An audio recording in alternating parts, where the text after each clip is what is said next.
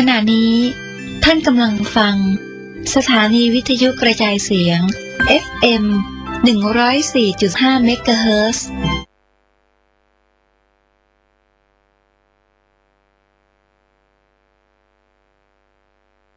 นรกร้อนมาสะพึงกลัว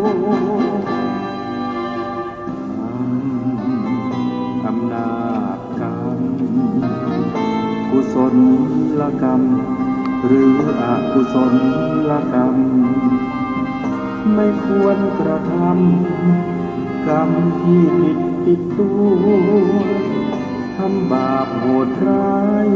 มันไม่ใช่เรื่องยิ้มหัวผลลัพธ์น่ากลัวน่ากลัวอำนาจกรรม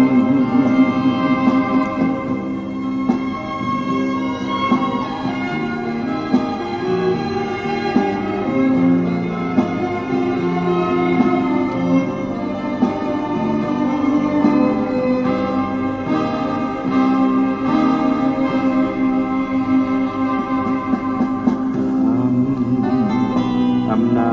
จกรรมกุศลกรรมหรืออกุศลกรรมไม่ควรกระทำกรรมที่ผิดติดตัว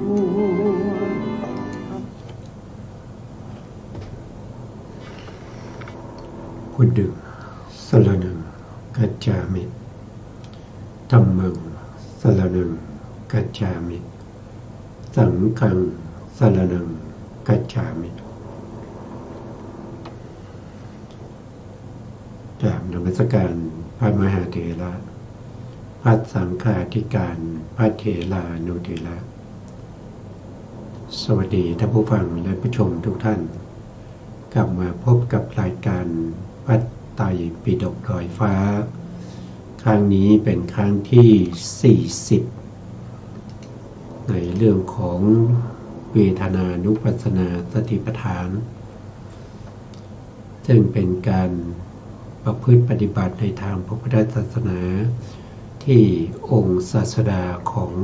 พวกเราได้แสดงไว้เพื่อให้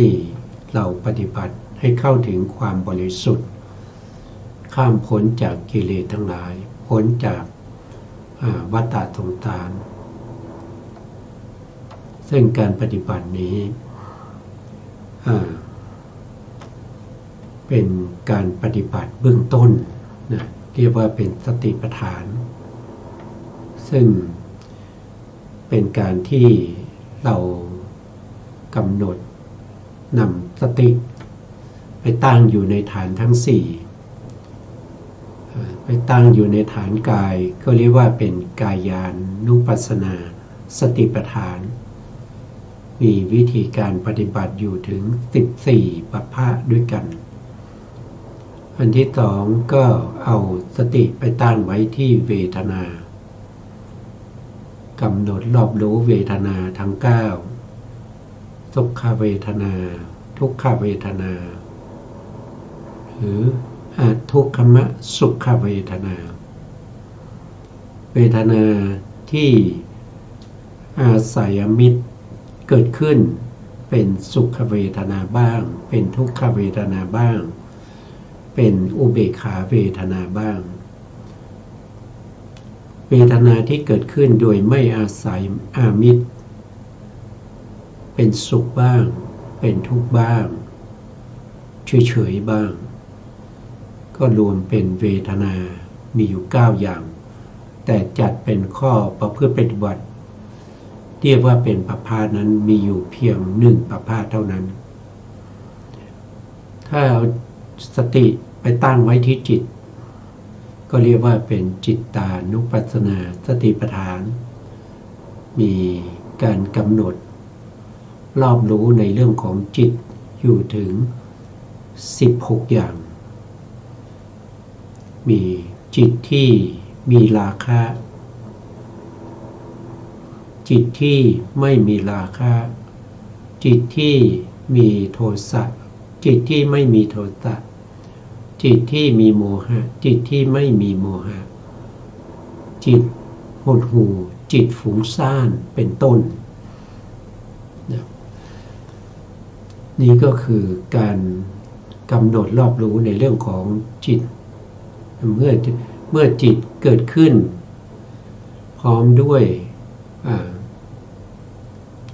อากุศลธรรมเหล่านี้หรือกุศลธรรมก็กำหนดรอบรู้การกำหนดรอบรู้ไม่ว่าจะเป็นกายานุปัสสนาสติปัฏฐานเวทนานุปัสสนาสติปัฏฐานจิตตานุปัสสนาสติปัฏฐานหรือธรรมานุปัสสนาสติปัฏฐานนั้นต้องให้เป็นไปในฐานะทั้ง7นั่นก็คือ1ก็คือต้องรู้ชัดในอารมณ์ของสติตัวสติแล้วก็2ก็คือต้องรู้อะไรก็รู้ความเกิดนะความเกิดของสติปัฏฐาน3ก็คือต้องรู้ความดับของสติปัฏฐาน4ก็คือจะต้องรู้คุณของสติปัฏฐานทั้งหลายแล้วก็ต้องรู้โทษของสติปัฏฐานทั้งหลาย6ก็คือรู้ข้อประพฤติปฏิบัติให้พ้นจากธรรมเหล่านี้คือพ้นจากกายพ้นจากเวทนาพ้นจากจิตแล้วก็พ้นจากธรรมข้อที่7นั่นก็คือต้องรู้อุบายในการสลัดออกจากรูปนามขันธ์5เหล่านั้นอันนี้ก็เป็นที่พระพุทธองค์ได้แสดงไว้ในสัตตฐานะสูตรสัตตฐานะสูตรแล้วนอกจากนั้นพระพุทธองค์ยังแสดงให้เราเนี่ยเพ่งพินิจในเรื่องของอายตนะ12ธาตุ18ปฏิจจสมุปบาท3ประการนี้นะครับซึ่งเราก็ศึกษามาในเรื่องของการเพ่งพินิจในปฏิจจสมุปบาทการเพ่งพินิจเราก็เพ่งพินิจโดยองค์แห่งปฏิจจสมุปบาทโดยความเป็นองค์ธรรมนะครับโดยความเป็นองค์ธรรมว่ามีอะไรบ้างทำความรู้ความเข้าใจในปฏิจจสมุปบาทเพื่อให้รู้ชัดเจนในปฏิจจสมุปบาทครั้งก่อนนู้นเราก็ศึกษามาจนถึงในส่วนที่ตัณหาปัจจยาอุปทานังเพราะตัณหาเป็นปัจจัยจึงมีอุปทานตัณหาก็คือได้แก่ความยินดีพอใจความอยากความต้องการเมื่อมีความอยากความต้องการที่มากขึ้นก็ทำให้เกิดเป็นอุปทานก็มีองค์ธรรมอยู่2นั่นก็คือโลภะแล้วก็ทิฏฐิโลภะก็เป็นกามุปาทานก็คือยินดีติดใจอยู่ในกามคุณอารมณ์ทิฏฐุปาทานก็มีอยู่3นั่นก็คือ1ก็คือได้แก่ทิฏฐินะทิฏฐิเนี่ยมี3 1ก็คือทิฏฐุปาทานก็คือความเห็นผิดที่เป็นไปในรูปนามขันธ์5ทั้งหลายว่าโดยย่อๆก็มีถึง77ด้วยกันนะครับแต่ถ้าว่าโดยพิสดารก็มากกว่านี้อันที่2ในเรื่องของทิฏฐินั่นก็คือเขาเรียกว่าเป็นศีลพัตตุปาทานก็คือการปฏิบัติยึดถือข้อปฏิบัติที่ผิดอันที่3ก็คืออัตตวาทุปทานก็คือเห็นเป็นตัวเป็นตนที่นอกจากกามุปทานแล้วก็นอกจากศีลพัตตุปาทานซึ่งเรา กำลังศึกษาอยู่นะครับเรากำลังศึกษาถึงเรื่องของตัณหาปัจจยาอุปทานังเราก็ไปดูรายละเอียดต่อจากครั้งที่แล้วนะครับก็คือจำแนกตัณหาโดยอารมณ์6ในการ3การ3ก็คือได้แก่อะไรก็คือได้แก่การในที่นี้เราพูดถึงการที่ยืดยาวนะครับนั่นก็คือได้แก่อดีตการก็คือพบก่อนเขาเรียกว่าเป็นอัฏฐานะครับเป็นอัฏฐาอดีตถ้าเราพูดถึงการนี้มันจะมีอยู่4อย่างมีอยู่4อย่างการที่สั้นที่สุดนั้นก็คือเขาเรียกว่าเป็นคณิกะเป็นชั่วขณะเป็นชั่วขณะเป็นชั่วขณะต่อมาก็จะเป็นเขาเรียกว่าเป็นการที่เป็นสันตติก็คือสืบต่อสืบเนื่องนะครับต่อมาก็จะเป็นสมัยก็เป็นสมัยนี้ก็จะยาวกว่าสันตตินะสมัยอย่างเช่นสมัยที่เราเป็นเด็กอย่างเงี้ยสมัยที่เราเป็นหนุ่มอย่างเงี้ยสมัยที่เราแก่นะเราแก่แล้วนะก็ยังอยู่ในภพเดียวกันนะครับแต่ถ้าเป็นอัฏฐานะอันที่4คืออัฏฐาก็คือในภพก่อนในภพก่อนแล้วก็ภพปัจจุบันนี้แล้วก็อนาคตภพก็คือภพหน้าอย่างนี้เราเรียกว่าเป็นอัฏฐานะครับการในปฏิจจสมุปบาทท่านจะพูดถึงอัฏฐานะครับท่านจะพูดถึงภพ3ภพอดีตภพปัจจุบันภพแล้วก็อนาคตภพท่านบอกว่าตัณหา3ตัณหา3โดยอารมณ์6ตัณหา3ก็คือได้แก่กรรมตัณหาก็คือตัณหาที่เป็นไปกับตัณหาที่เป็นไปกับการได้เห็นเช่นเราเห็นแล้วเราดีใจเพราะอารมณ์ที่เราเห็นนั้นมันเป็นสิ่งที่สวยงามเป็นสิ่งที่มีอัศทะเป็นสิ่งที่น่ารักน่ายินดีน่าพอใจมีความเสน่หาอยากจะได้เห็นบ่อยๆอยากจะได้ฟังเสียงบ่อยๆอยากจะได้ดมกลิ่นบ่อยๆอยากจะได้ลิ้มรสบ่อยๆอยากจะได้ถูกต้องสัมผัสเสร็จสีอยู่บ่อยๆแล้วก็6ก็คือธรรมาร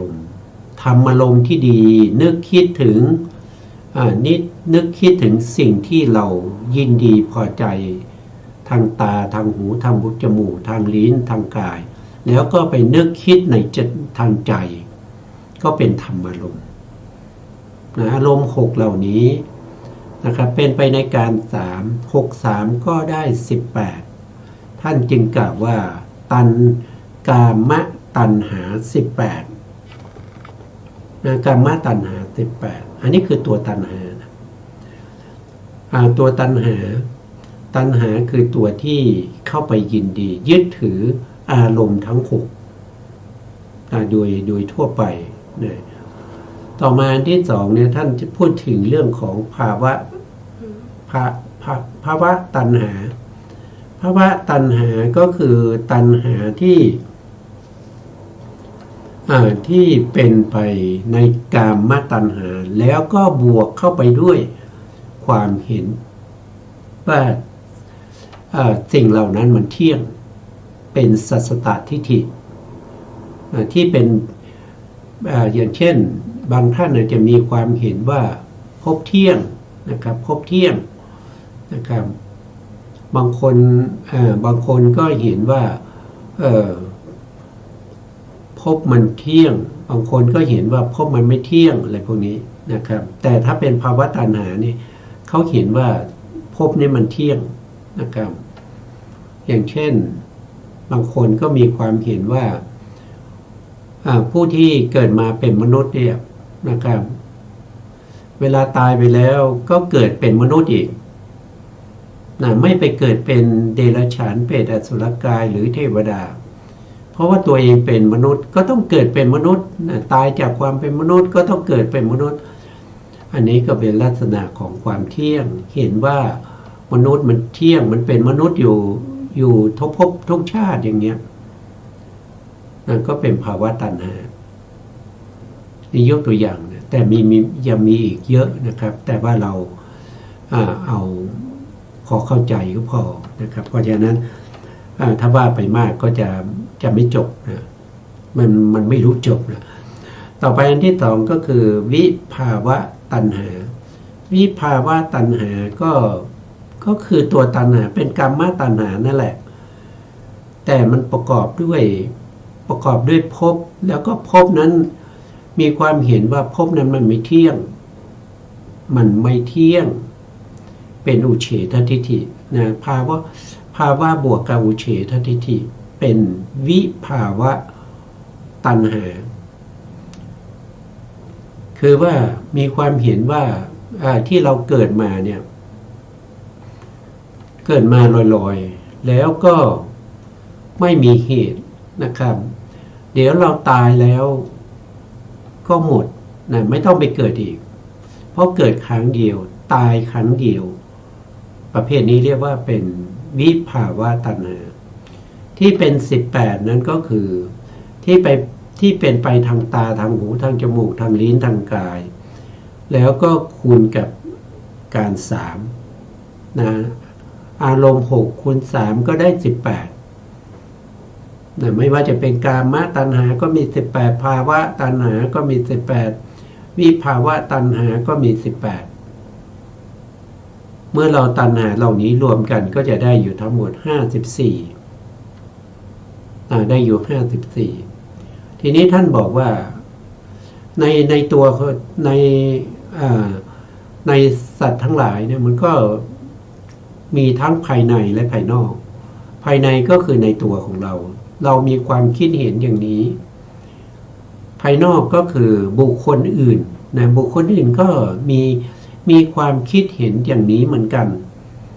นะเมื่อภายในกับภายนอกก็2ก็คูณกับ54ก็ได้108นะได้108เพราะฉะนั้นตัณหาจึงมี108นะเป็นตัณหา108ทีนี้ตัวตัณหาเนี่ยตัณหาที่มีเนี่ยมันเวลาเกิดขึ้นแล้วเนี่ยตัวตัณหาเนี่ยถ้าเราเสพบ่อยๆเราคุ้นเคยเราทำให้มากนั่นก็คือเรามีตัณหาเราก็ยินดีพอใจในตัณหาของเราก็เจริญตัณหาของเราให้มากๆเมื่อตัณหาของเรามากขึ้นก็จะพัฒนาไปเป็นการยึดถือยึดมั่นด้วยอุปทาน4เข้าไปยึดถือยึดมั่นในตัณหายึดมั่นยึดถือในอารมณ์ในอารมณ์ที่ตัณหายินดีพอใจเหล่านั้นก็พัฒนามาเป็นอุปทานเพราะฉะนั้นตัณหาจึงเป็นปัจจัยให้เกิดอุปทานในที่นี้ก็จะมีอยู่4อย่างด้วยกันมีอยู่4อย่างก็คือความยึดมั่น4อย่างนะครับก็คือได้แก่1ก็คือกามมุตัณหากามมุตัณหานี่ก็มี6นะครับอันนี้องค์ธรรมได้แก่ตัวโลภะกามมุตัณหานะ6นั้นก็คือได้แก่รูปปกามมุปาทานก็คือยึดมั่นในรูปในรูปที่เราชอบใจก็ยึดมั่นเอาไว้ไม่สละไม่ปล่อยวางไม่แบ่งปันให้ผู้อื่นยึดถือยึดมั่นในรูปที่เราชอบเราติดใจยินดีพอใจในรูปอันที่สองก็คือสัทธกามมุปาทานอันนี้ก็คือยึดมั่นในเสียงยึดมั่นในเสียงเรายินดีพอใจในเสียง เราก็ยึดมั่นเสียงที่เรายินดีพอใจนั้น3ก็คือได้แก่คันทะกามุปาทานอันนี้ยึดมั่นในกลิ่นนะครับยึดมั่นในกลิ่นต่อมาที่4ก็คือรัสสะกรรมุปาทานยึดมั่นในรสนะครับ5ก็คือโผฏฐัพพะกามุปาทานอันนี้ยึดมั่นในการถูกต้องสัมผัสถูกต้องสัมผัสต่อไปสิข้อที่6ก็คือธรรมกามุปาทานยึดมั่นในธรรมในที่นี้ก็คือหมายถึงธรรมอารมณ์ที่เรานึกคิดนะเรานึกคิดขึ้นมาแต่การนึกคิดขึ้นมานั้นก็คือได้เหตุได้ปัจจัยมาจากการเห็นการเห็นการได้ยินการดมกลิ่นการรู้รสการถูกต้องสัมผัสแล้วก็นึกคิดขึ้นมาทางใจคิดบ่อยๆก็ยึดมั่นในความคิดนั้นเรียกว่าเป็นธรรมกามุปาทานข้อที่2ในอุปทานนี้เป็นผลของตัณหาเนี่ยเป็นผลของตัณหาในข้อที่2นี้ท่านก็พูดถึงในเรื่องของทิฏฐินะก็ทิฏฐินะครับก็คือความเห็นนะทิฏฐิคือความเห็นทิฏฐิเนี่ยมันมีคำว่าทิฏฐินี่เป็นคำกลางๆมันอาจจะเป็นมิจฉาทิฏฐิก็ได้มิจฉาทิฏฐิก็คือความเห็นผิดเห็นคลาดเคลื่อนไปจากความเป็นจริงนะมีความเข้าใจผิดยึดถือผิดนะหรือบางทีทิฏฐิอาจจะเป็นความเห็นชอบก็ได้เรียกว่าเป็นสัมมาทิฏฐิแต่ในที่นี้ท่านมุ่งหมายถึงทิฏฐิที่เป็นมิจฉาทิฏฐิก็คือความเห็นผิดในการมุปทานนี้ตัวทิฏฐิก็คือตัวเห็นผิดเข้าใจผิดคลาดเคลื่อนมีความเห็นคลาดเคลื่อนไปจากความเป็นจริงสำคัญผิดในสิ่งเหล่านั้นท่านบอกว่ามีอยู่75ที่ถูกปาทานมี75อย่างด้วยกันหนึ่งก็คือได้แก่นิยตมิจฉาทิฏฐินิยตมิจฉาทิฏฐิก็คือมีความเห็นผิดที่ยึดมั่นติดแน่นอยู่ในจิตสันดานแก้ไขไม่ได้ไม่สามารถที่จะเปลี่ยนความคิดนั้นได้เขาเรียกว่าเป็นนิยตะคำว่านิยตะเนี่ยแปลว่าแน่นอนเมื่อนิยตะบวกกับมิจฉาทิฏฐิก็แปลว่ามีความเห็นผิดที่แน่นอนปักใจแน่วแน่แก้ไขไม่ได้ไม่สามารถจะเปลี่ยนความคิดความเห็นให้เป็นสัมมาทิฏฐิได้มีอยู่3อย่าง3อย่างก็คือได้แก่เขาเรียกว่าเป็นหนึ่งก็คือนัตถิกะทิฏฐินัตถิกะทิฏฐินี่คือมีความเข้าใจผิดในเรื่องของผลคือไม่เชื่อในเรื่องของผลคือสิ่งที่การกระทำที่เรากระทำไปไม่ว่าจะเป็นการกระทำด้วยกายด้วยวาจาหรือด้วยใจก็ตามเขาไม่เชื่อหรอกว่าสิ่งเหล่านี้มันจะมีผลต่อไปในอนาคตเขาไม่เชื่อว่ามันจะมีผลต่อไปในอนาคตแล้วก็ไม่เชื่อว่าที่เราเป็นอยู่มีความสุขสบายก็เป็นผลของการกระทำในอดีตที่เรามีความทุกข์นะครับเรามีความทุกข์เรายากจนนะครับเราถูกคนอื่นเขากลั่นแกล้งก็ไม่เชื่อว่าที่เราเป็นอยู่อย่างนี้เนี่ยมันมาจาก มันเป็นผลของการกระทำที่เราเคยทำไว้เขาไม่เชื่อในเรื่องของผลนะก็มีทั้งไม่เชื่อในเรื่องของผลนะครับมันก็ต้องผลกับเหตุมันคำมันใกล้ๆกันนะครับแต่ถ้าว่าโดยการให้ผลเนี่ยมันก็ไม่แน่นะครับไม่แน่ก็คือหมายถึงว่าบางครั้งเนี่ยเหตุที่เราได้ทำไว้เนี่ยมันนานมากนะครับท่านบอกว่าเหตุที่เราทำไว้เนี่ยบางครั้งบางคราวเนี่ย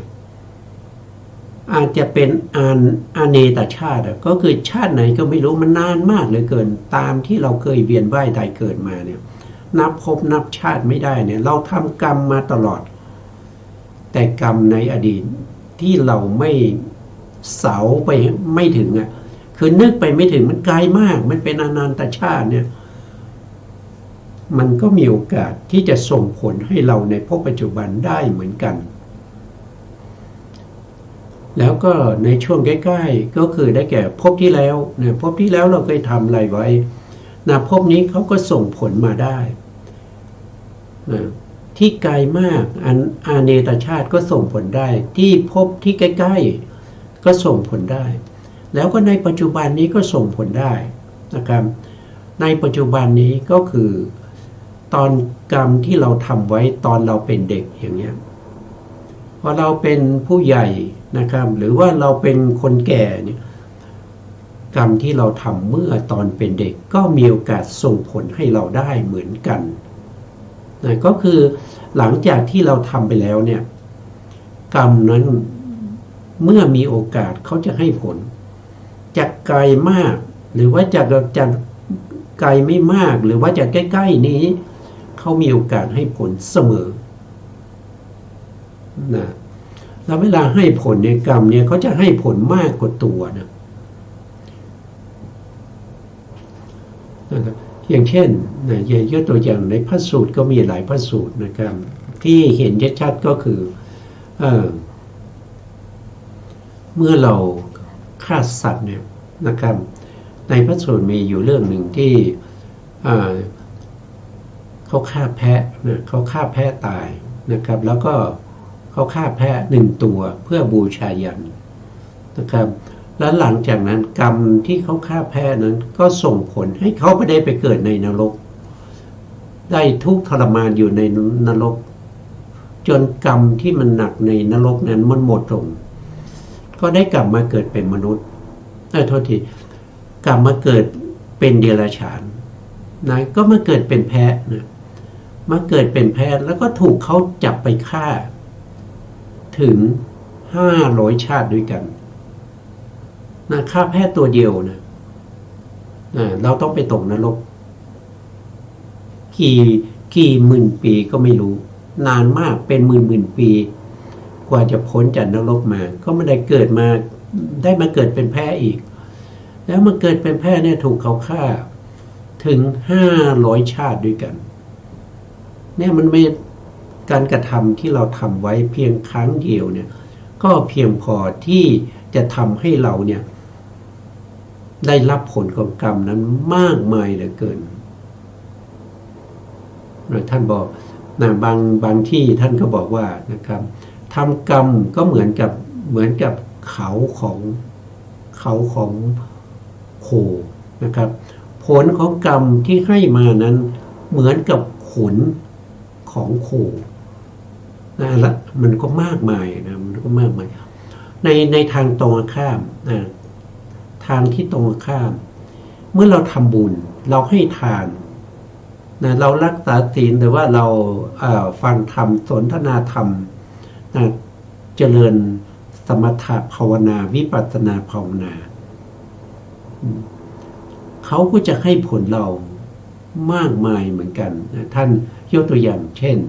เวลาเราให้ทานแก่เดรัจฉานนะเราให้อาหารแก่เดรัจฉาน1 ครั้งนะผลของนั้นผลของการที่เราให้ทานนั้นก็จะส่งผลให้เราถึงเขาบอกว่าเป็น100 ชาติ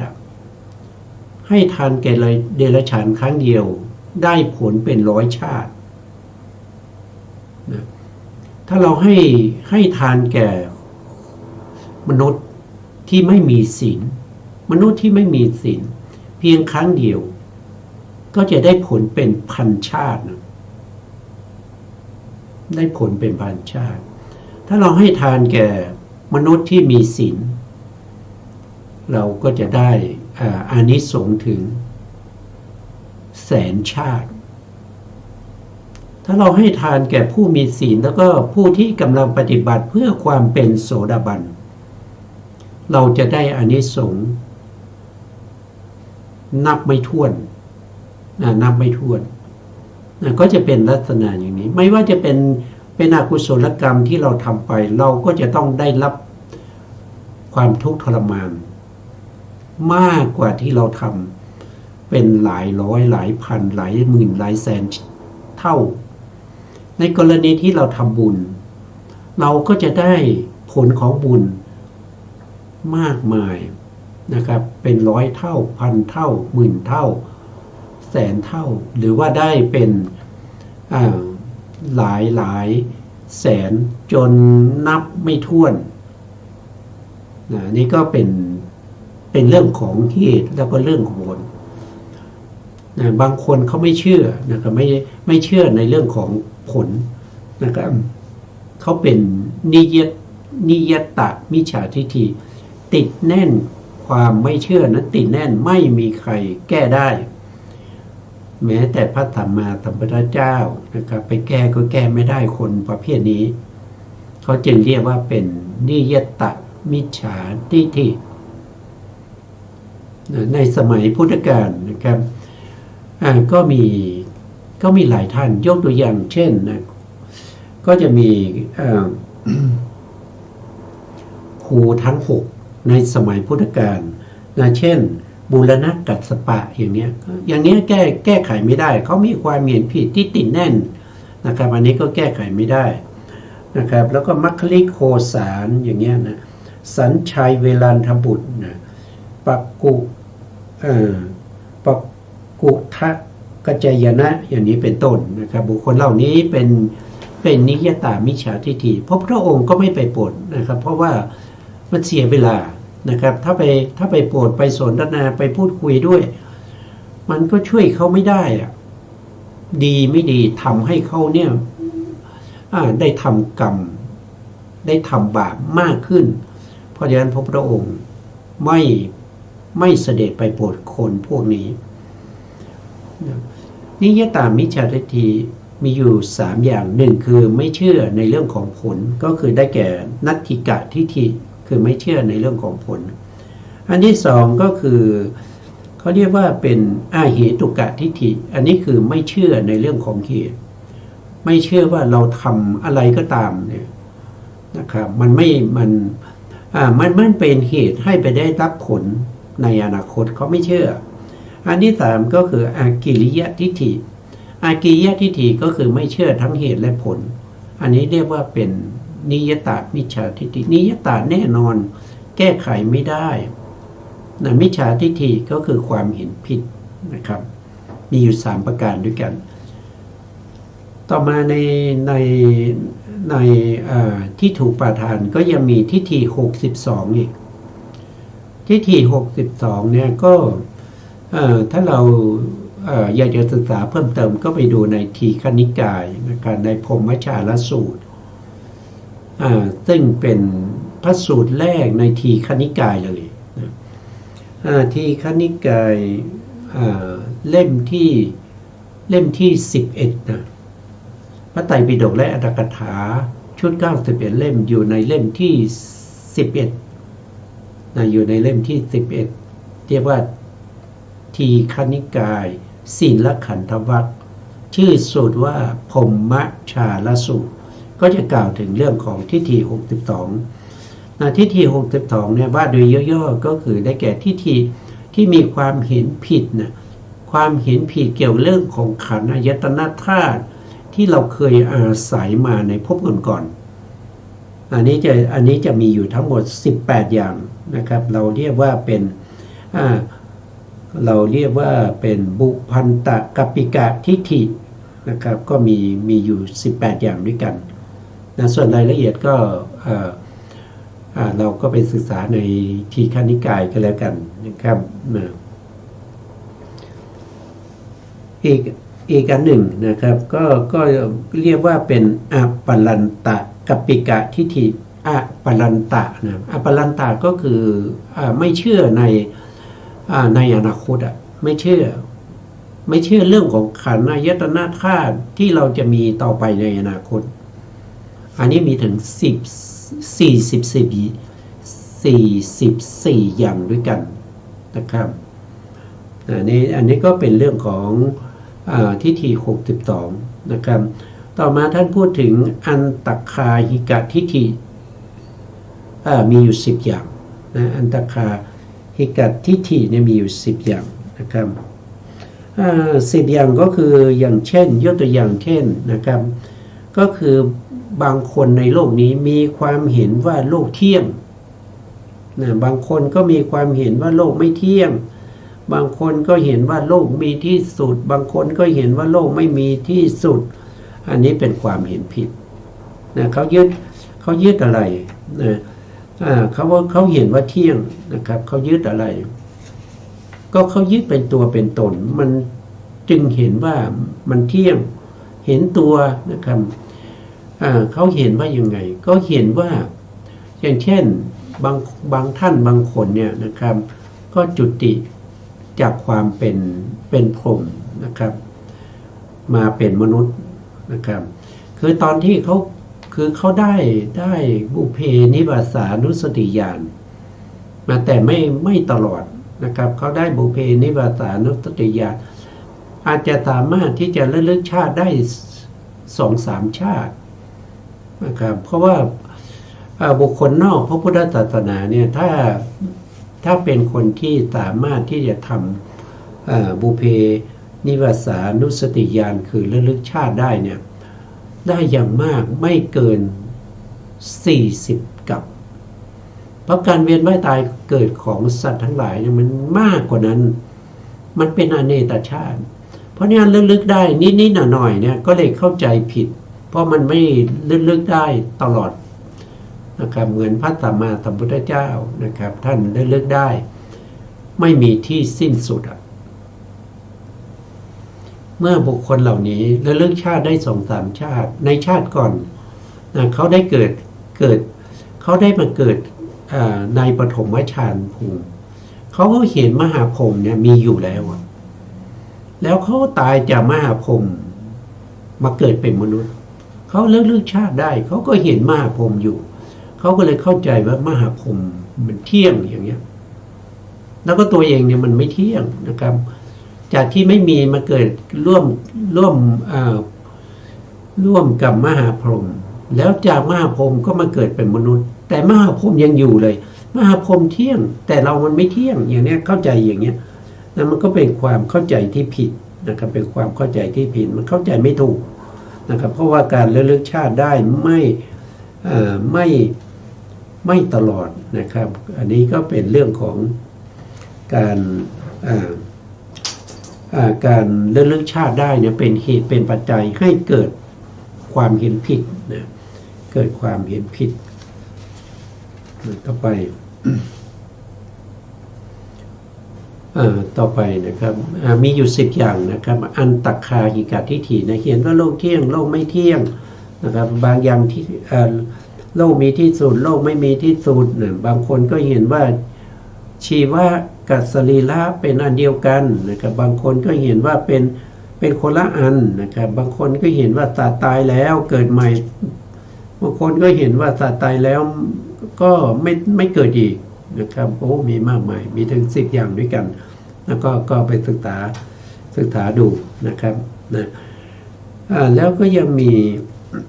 ต่อมานะครับต่อมาท่านก็บอกว่าอะไรนะทิฏฐิเจตคือความเห็นผิดเนี่ยก็คือได้แก่ทิฏฐิเจตสิกนะทิฏฐิเจตสิกนี่เป็นองค์นะเป็นองค์อะไรเป็นอ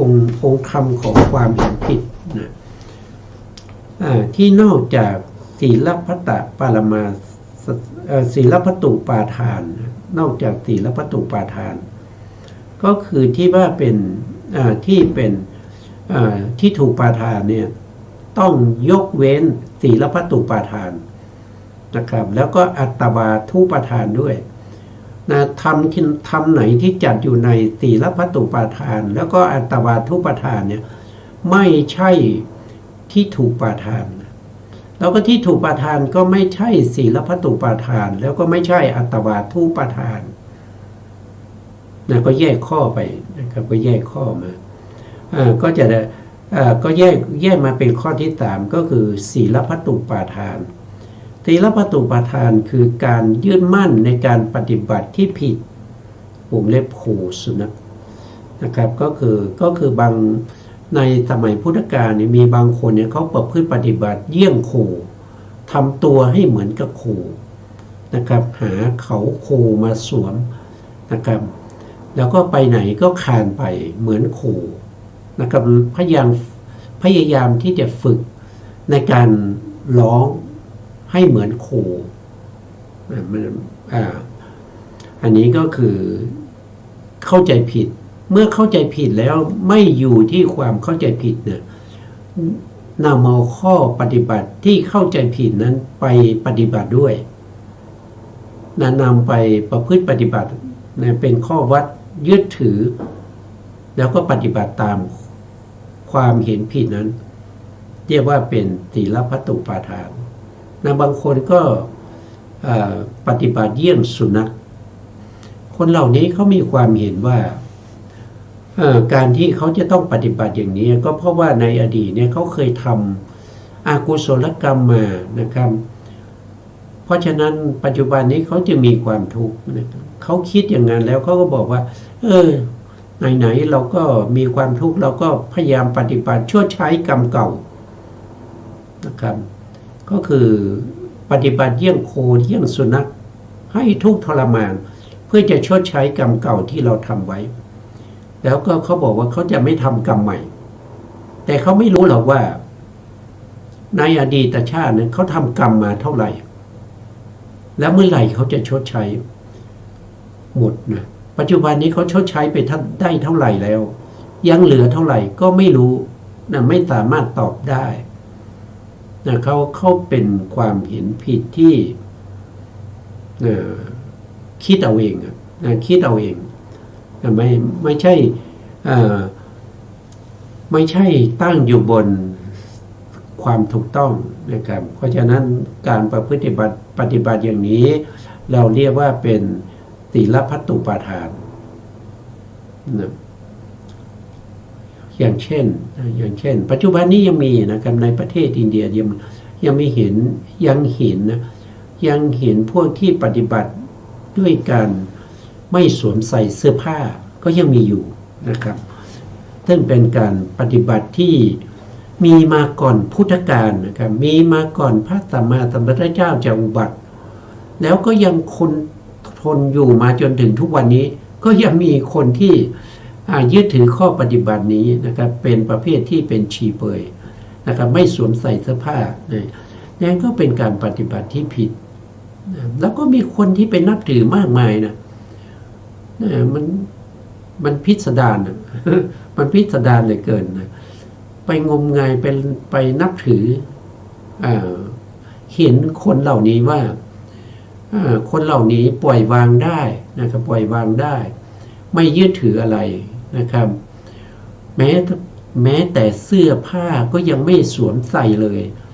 โอ้โหเป็นผ้าอรหันต์แน่ๆเลยนะอย่างเช่นสุนัขตะลิชวีนะครับก็ไปเคารพบูชาพวกที่เป็นชีเปยนะครับนี่ก็เป็นเรื่องจริงมีอยู่นะครับมีอยู่จนถึงทุกวันนี้ยังมีอยู่นะครับส่วนข้อที่4นะครับความเห็นผิดในข้อที่4เรียกว่าเป็นอัตตวาทุทิฏฐินะครับก็คือเห็นผิดในอะไรก็คือเห็นผิดในขันธ์5ของตนและของผู้อื่นนะว่ามันเป็นอะไรเป็นตัวเป็นตนนะครับทั้งของตัวและของผู้อื่นองค์ธรรมได้แก่สักกายทิฏฐิ20 สักกายทิฏฐิ20ก็มาจากขันธ์5นั่นเองนะอย่างเช่นรูปขันธ์เขามีความเห็นผิดในเรื่องของรูปขันธ์ว่ารูปขันธ์เป็นเรานะครับเราเป็นรูปขันธ์อันนี้คือข้อที่หนึ่งก็คือเห็นรูปขันธ์กับเราเนี่ยเป็นอันเดียวกันและต่อมาเขาก็เห็นว่ารูปขันธ์นะ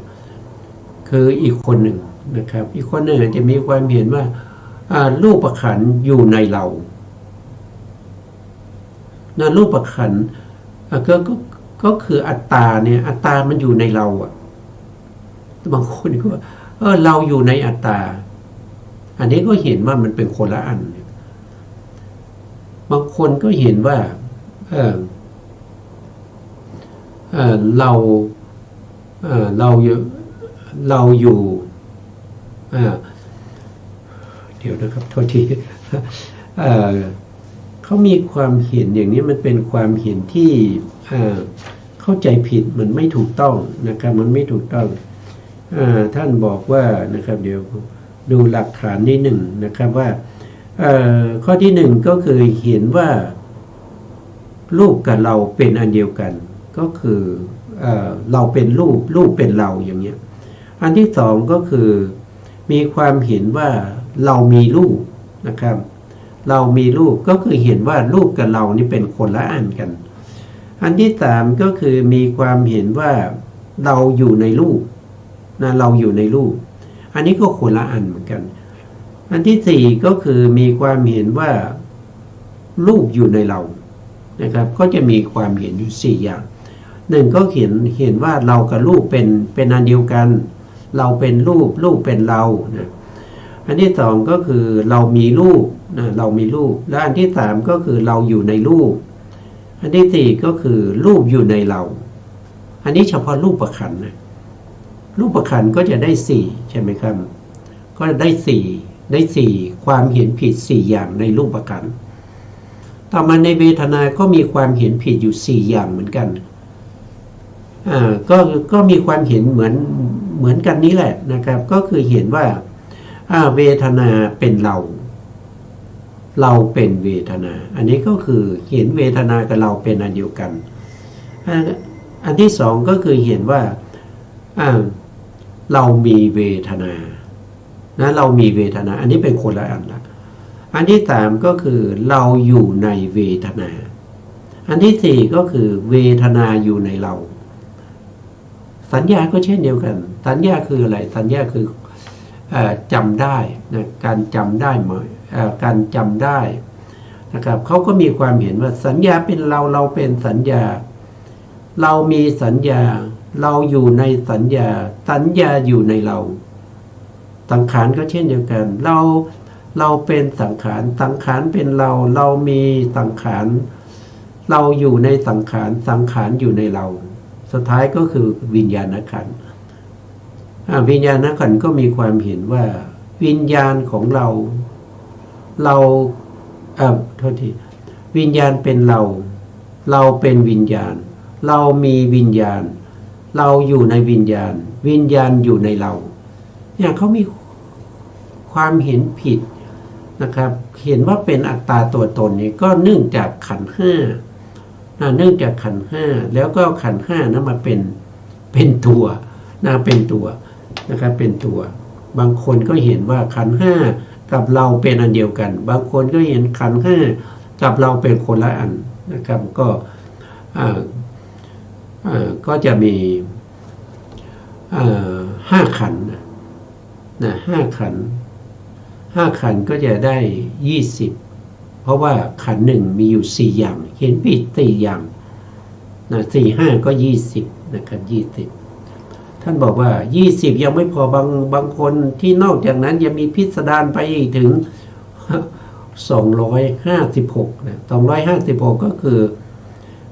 คือได้แก่ขันธ์4อย่างความเห็นผิดในขันธ์อย่างในรูปขันธ์เนี่ยมี4ใช่ไหมมี4แล้วก็รูปขันธ์ที่มีความเห็นผิด4อย่างเนี่ยถ้าว่าโดยรูปเนี่ยรูปมี28รูปปรมัตถ์มี28นะครับรูปปรมัตถ์ นะครับรูปปรมัตถ์เนี่ยนะครับรูปปรมัตถ์นี่มี28นะครับเนี่ยรูปมี28มีปฐวีธาตุมีปฐวีธาตุอาโปธาตุวายโยธาตุวายเตโชนะครับแล้วก็มีปตาทรูปมีโคจรรูปมีภาวะรูปหัตถยรูปเนี่ยรวมแล้วรูปเหล่านี้มีอยู่28รูปเพราะฉะนั้นเห็นผิดในรูปขันธ์มี4ก็เอา28ในคูณกับ4ก็ได้ความเห็นผิดมาถึง112นะ112อย่างนะครับในเวทนาขันธ์ก็มี4นะครับเพราะว่าเห็นเวทนาขันธ์นะครับเราเป็นเวทนาเป็นเราอย่างเงี้ยแล้วก็เวทนาเรามีเวทนาเราอยู่ในเวทนาอยู่ในเราเวทนาที่เป็นไปในความเห็นผิดนะครับก็มี4อย่างทีนี้เวทนาเนี่ยมีถึง18ท่านยก18จริงๆเวทนา108ก็มีนะครับแต่ในที่นี้ท่านยกมา18นะ18นั้นก็คือเวทนา3นะเวทนา3ก็คือเป็นสุขเวทนาเป็นทุกขเวทนาเป็นอุเบกขาเวทนาแล้วเวทนาเหล่านี้เกิดขึ้นเพราะอะไรก็เกิดขึ้นเนื่องจากอารมณ์ที่ได้เห็นอารมณ์ดีๆก็เป็นสุขได้เห็นสิ่งที่ไม่ดีไม่ชอบใจก็เป็นทุกข์ได้เห็นสิ่งที่ธรรมดาก็เป็นอุเบกขาอย่างเงี้ยนะครับเพราะฉะนั้นอารมณ์นั้นมี6ได้ยินเสียงที่ดีก็เป็นสุขได้ยินเสียงที่เขาด่าก็เป็นทุกข์ได้ยินเสียงธรรมดาก็เป็นอุเบกขาได้กลิ่นได้รสได้สัมผัส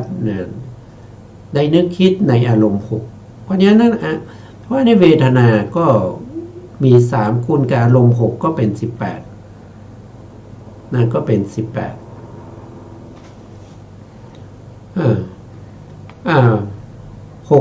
ได้18นะครับก็คือเวทนา18ทีนี้ในเวทนามีความเห็นผิด4ก็4คูณกับ18แล้วก็4คูณกับ18ก็ในอารมณ์6อีกนะครับก็เท่ากับ72ก็เท่ากับ72ทีนี้ในสัญญาก็คูณกับอารมณ์6นะครับก็ได้24สังขารก็เหมือนกันได้24นะก็คือในขันธ์ความเห็นผิด4คูณกับอารมณ์6นะครับก็ได้24นะวิญญาณก็ได้24นะครับท่านบอกว่ารายละเอียดให้ไปดูเพิ่มเติมให้ไปดูเพิ่มเติมในหนังสือปฏิจจสมุปบาทของอภิธรรมโชติกะวิทยาลัยนะหลักสูตรมัชชิมะอภิธรรมมิกะโทในหน้าที่84ในหน้าที่84นะก็ไปศึกษาเพิ่มเติมนะครับถ้าเราอยากจะรู้เรื่องของทิฏฐินะครับในพระสูตรก็มีในพระสูตรก็มีหลายสูตรแต่สูตรใหญ่ๆก็จะอยู่ในพรหมชาลสูตรในทีฆนิกายนะครับอันนี้เป็นคือเราศึกษาเพื่อความรู้ความเข้าใจเพื่ออะไรก็เพื่อให้เรารู้ชัดในเรื่องของทิฏฐิทั้งหลายเพื่อให้เรารู้ชัดในเรื่องของทิฏฐิแล้วก็เพื่อให้เราเนี่ยเข้าถึงความเกิดแห่งทิฏฐิเข้าถึงความดับแห่งทิฏฐิเข้าถึงคุณของทิฏฐิเข้าถึงโทษของทิฏฐิแล้วก็เข้าถึงข้อปฏิบัติเพื่อจะดับทิฏฐิสุดท้ายก็คือต้องเข้าถึงอุบายแห่งการสลัดคืนเสียซึ่งทิฏฐินี่ก็เป็นข้อปฏิบัติในทางพระพุทธศาสนาที่เกี่ยวข้องกับสติปัฏฐานทั้ง4เกี่ยวข้องกับสติปัฏฐานทั้ง4แล้วก็เกี่ยวข้องมาจนถึงเวทนานุปัสสนาสติปัฏฐานวันนี้เวลาก็ใกล้จะหมดแล้วนะขึ้นหัวข้อไปนะ ในองค์9ของปฏิจจสมุปบาทท่านก็บอกว่าอุปทานปัจจยาภโวสัมภวัตติภาวะย่อมปรากฏเกิดขึ้นเพราะอาศัยอุปทานเป็นเหตุนี่ก็เป็นหัวข้อที่เราจะพูดต่อไปในครั้งต่อไปนะครับวันนี้เราก็ไว้แค่นี้ก่อนนะครับเพราะเวลาเราหมดแล้วนะครับ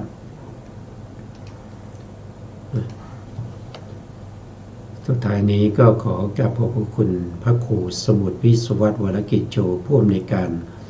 สถานีวิทยุเพื่อการศึกษาพระพุทธศาสนาและวัฒนธรรม FM 104.5 เมกะเฮิรตซ์วัดไฟหิน